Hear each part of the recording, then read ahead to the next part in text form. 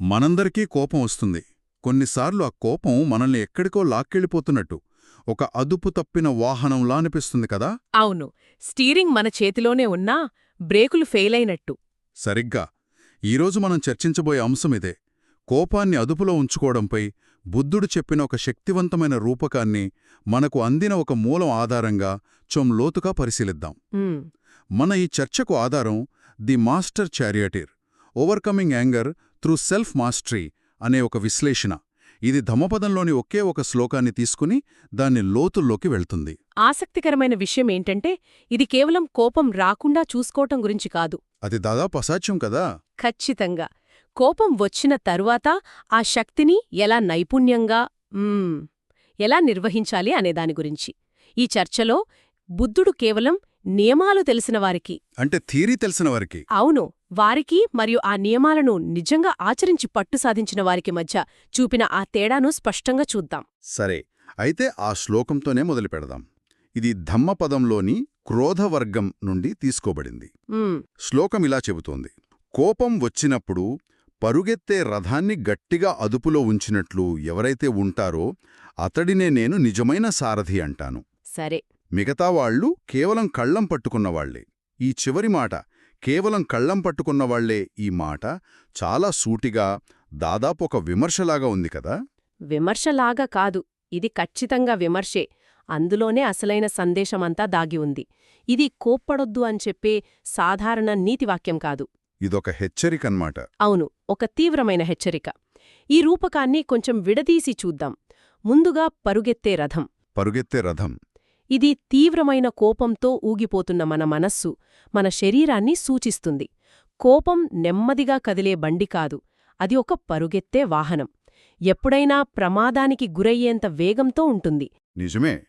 కోపం వచ్చినప్పుడు మన గుండె వేగంగా కొట్టుకోవడం, శరీరం వేడెక్కడం, ఆలోచనలు ఒకదానితో ఒకటి పోటీపడుతూ పరుగులు పెట్టడం, ఇవన్నీ ఆ పరుగెత్తే రథం యొక్క వేగాన్ని సూచిస్తాయన్నమాట.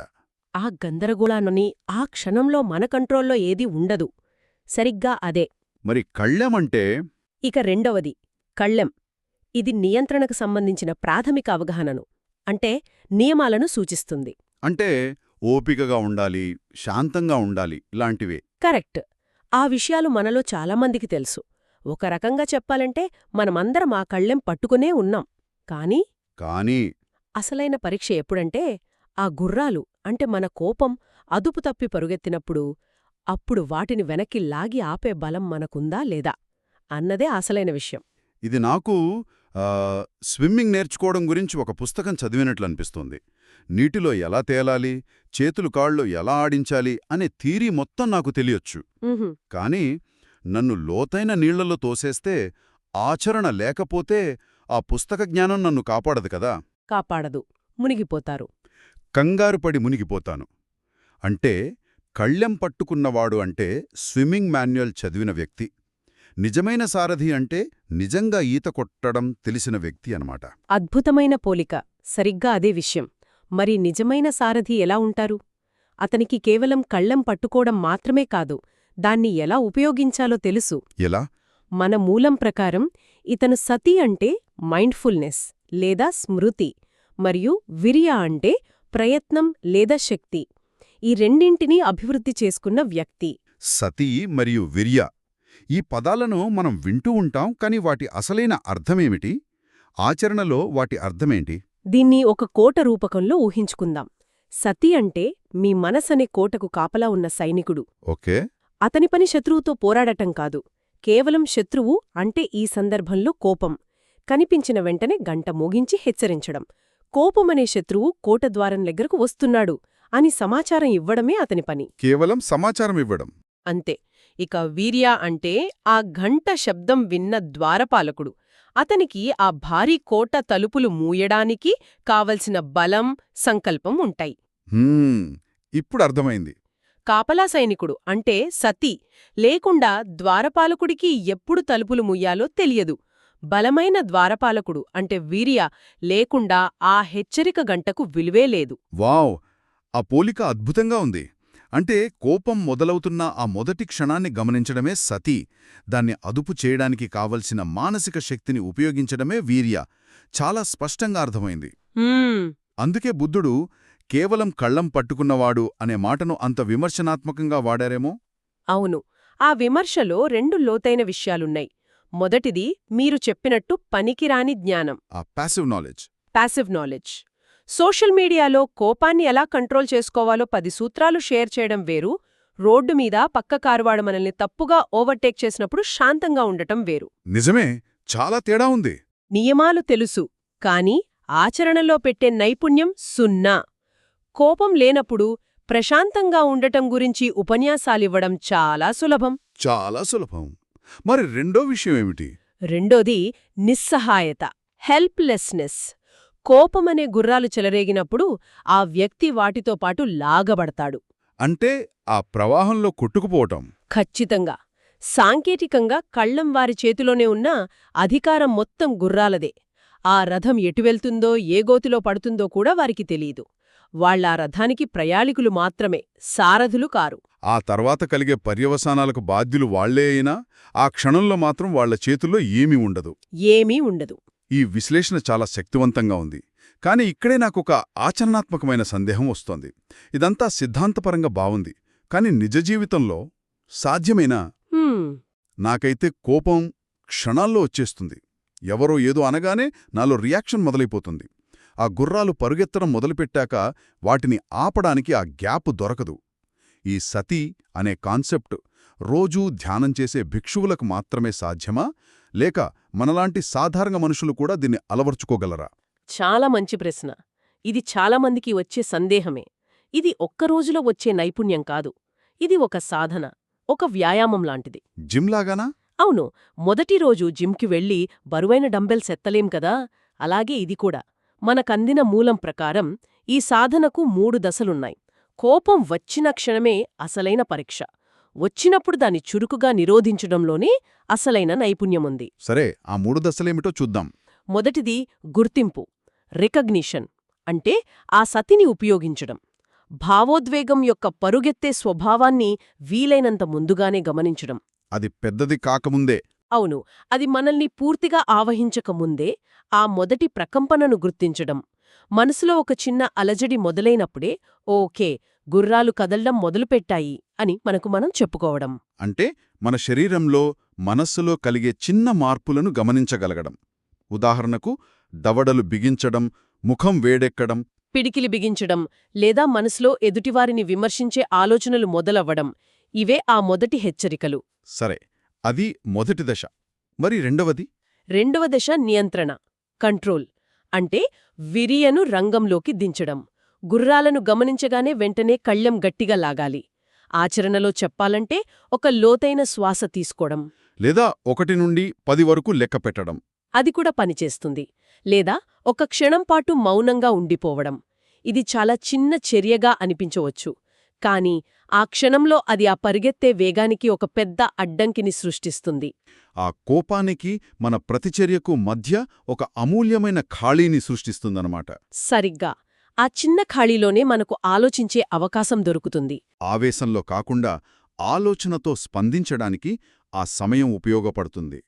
ఇక మూడో దశ ఏమిటి? మూడవది మరియు అత్యంత ముఖ్యమైనది మార్గనిర్దేశం, గైడెన్స్. ఇప్పుడు మీరు గుర్రాల వేగాన్ని తగ్గించారు. కళ్ళం మీ చేతిలో గట్టిగా ఉంది. ఇప్పుడు ఆ శక్తిని ఏం చెయ్యాలి? ఏం చెయ్యాలి? దాన్ని వినాశకరమైన మార్గం నుండి, అంటే అరుస్తూ సంబంధాలు పాడు చేసుకునే మార్గం నుండి ఒక నిర్మాణాత్మక ప్రతిస్పందన వైపు మళ్లించాలి. సరే, దీన్ని ఒక ఉదాహరణతో చూద్దాం. ఆఫీస్లో ఒక ముఖ్యమైన మీటింగ్లో మన బాస్ అందరి ముందు మనం చేసిన రిపోర్టును విమర్శించారనుకుందాం. మంచి ఉదాహరణ. ఆ క్షణంలో కేవలం కళ్ళం పట్టుకున్నవాడి రియాక్షన్ ఎలా ఉంటుంది? వెంటనే ముఖం వేడెక్కుతుంది, అవమానంగా అనిపిస్తుంది. మనసులో ఆయనకేం తెలుసు, నేనెంత కష్టపడ్డానో, లేదా అసలు తప్పు నాది కాదు అని రకరకాల వాదనలు మొదలవుతాయి. బహుశా ఎదురు సమాధానం చెప్పవచ్చు, లేదా రోజంతా కోపంతో నిరాశతో గడపవచ్చు. ఇక్కడ గుర్రాలు అతన్ని ఎక్కడికో లాక్కెళ్ళిపోయాయి. అదే ఒక నిజమైన సారథి ఎలా స్పందిస్తారో. నిజమైన సారథికి కూడా అదే అవమానం, అదే కోపం మొదలవుతాయి. గుర్రాలు ఒకేలా ఉంటాయి, కాని సారథి మొదట గుర్తిస్తాడు. సతి, ఓకే, నాకు కోపమొస్తోంది, నాకు అవమానంగా అనిపిస్తోంది. మొదటి దశ. తర్వాత నియంత్రిస్తాడు. విర్య ఎదురు మాట్లాడే ముందు ఒక లోతైన శ్వాస తీసుకుంటాడు, ఒక క్షణం ఆగుతాడు. రెండో దశ. ఇప్పుడు మూడోది మార్గనిర్దేశం. అవును. ఆ శక్తిని ఎదురుదాడికి కాకుండా సమస్య పరిష్కారానికి ఉపయోగిస్తాడు. బహుశా ఇలా అడగవచ్చు: మీ ఫీడ్బ్యాక్కు ధన్యవాదాలు. రిపోర్ట్లో ఏ నిర్దిష్ట భాగాలను మెరుగుపరచాలో సూచిస్తే నేను దాన్ని సరిచేయగలను. వావ్! చూడండి, శక్తి అదే, కాని ఫలితం పూర్తిగా మారిపోయింది. అంటే శక్తిని నాశనం చేయకుండా దానికి సరైన దిశ చూపించడం. ఇది చాలా శక్తివంతమైన ఆలోచన. అయితే ఈ నైపుణ్యమంతా నెగటివ్ ఎనర్జీని ఆపడానికేనా? ఇది ఒక రకమైన డిఫెన్సివ్ మెకానిజం లాగా ఉంది. ప్రస్తుతానికి అవును. మన ముందున్న అంశం ప్రకారం ఇది ప్రమాదాన్ని నివారించే నైపుణ్యం. కాని ఒకటి గుర్తుంచుకోండి, అడవి గుర్రాలను అదుపు చేయటం నేర్చుకున్న సారథి రేసు గుర్రాలను కూడా నడపగలడు. ఆసక్తికరంగా ఉంది. మనలోని పాజిటివ్ ఎమోషన్స్ విషయంలో దీని అర్థమేంటో ఈ చర్చ చివర్లో చూద్దాం. ఆ ఆలోచనను ప్రస్తుతానికి అలా ఉంచుదాం. తప్పకుండా. కాబట్టి ఈ చర్చ నుండి మనం గ్రహించాల్సిందేమిటంటే, నిజమైన ఆత్మనిగ్రహమంటే మన దగ్గర నియంత్రణ సాధనాలు, అంటే జ్ఞానమనే కళ్ళెం ఉండటం కాదు. అత్యంత ఒత్తిడిలో ఉన్నప్పుడు, అంటే రథం వేగంగా పరిగెడుతున్నప్పుడు వాటిని ఉపయోగించే నైపుణ్యాన్ని ఆ సతీ మరియు విర్యన్ అభివృద్ధి చేసుకోవటం. అదే ముఖ్యం. అంతిమంగా మన మనస్సులకు మనం నిష్క్రియాత్మకంగా కళ్ళెం పట్టుకునేవారిగా మిగిలిపోకుండా చురుకైన నిజమైన సారథులుగా మారాలి. మన భావోద్వేగాలు మనల్ని నడిపించడం కాదు, మనమే వాటిని నడిపించాలి. సరిగ్గా. ఇప్పుడు మనం ఇందాక పక్కన పెట్టిన ప్రశ్నకు వద్దాం. ఈ శ్లోకం కోపం అనే ఒక ప్రతికూల భావోద్వేగాన్ని నియంత్రించడంపై దృష్టిపెట్టింది. అయితే ఇదే సారథి నైపుణ్యాన్ని మనం మరో కోణంలో చూడలేమా? అంటే ఎలా? కేవలం ప్రతికూలతలను అరికట్టడానికి మాత్రమే కాకుండా సానుకూల శక్తులను నడిపించడానికి కూడా దీన్ని వర్తింపచేస్తే ఎలా ఉంటుంది? ఆసక్తికరమైన ఆలోచన. ఆలోచించండి. కోపమనేది అదుపు చేయవలసిన ఒక పరుగెత్తే అడవి గుర్రమైతే, మనలోని ప్రేరణ అంటే మోటివేషన్, అభిరుచి అంటే ప్యాషన్ లేదా సృజనాత్మకత, క్రియేటివిటీ, అవును, ఇవన్నీ ఎలా ఉంటాయి? అవి కూడా చాలా శక్తివంతమైన గుర్రాలే కదా, రేసు గుర్రాలు లాంటివి. నిజమే. వాటిని కూడా అదుపు తప్పనిస్తే అవి మనల్ని తప్పుదారి పట్టించవచ్చు. ఉదాహరణకు, అదుపులేని అభిరుచి మనల్ని బర్నౌట్ వైపు నడిపించవచ్చు, లేదా లక్ష్యంపై ఉన్న విపరీతమైన పట్టుదల మనల్ని మన సంబంధాలకు దూరం చేయవచ్చు. నిజమే. శక్తి ఏదైనా అది అదుపులో ఉండాలి, లేకపోతే ప్రమాదమే.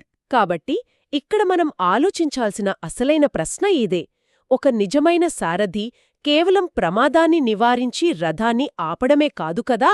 కాదు, లక్ష్యాన్ని కూడా చేరుకుంటాడు. శక్తివంతమైన గుర్రాలను ఉపయోగించి గొప్ప గొప్ప లక్ష్యాలను కూడా సాధిస్తాడు. కాబట్టి మనం మనలోని కోపాన్ని అదుపుచేసే నైపుణ్యాన్ని సంపాదిస్తే, అదే నైపుణ్యంతో మనలోని అభిరుచి, పట్టుదల వంటి సానుకూల శక్తులను మరింత ప్రభావవంతంగా ఉన్నత లక్ష్యాల వైపు ఎలా నడిపించగలం? వినాశనాన్ని నివారించడం నుండి అద్భుతాలను సృష్టించడం వైపు మన సారథ్యాన్ని ఎలా మలుచుకోగలం? అవును, ఈ ఆలోచనతో ఈ చర్చని ముగిద్దాం.